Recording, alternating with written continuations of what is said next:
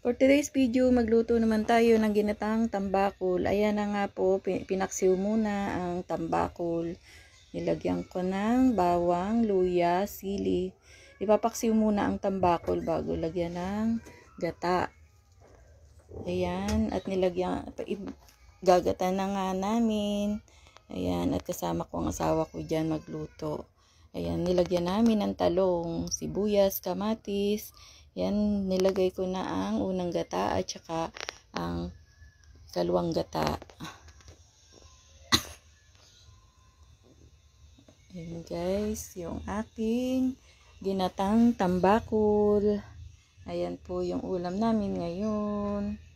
Ayan, nilalasahan ko kung okay ang lasa.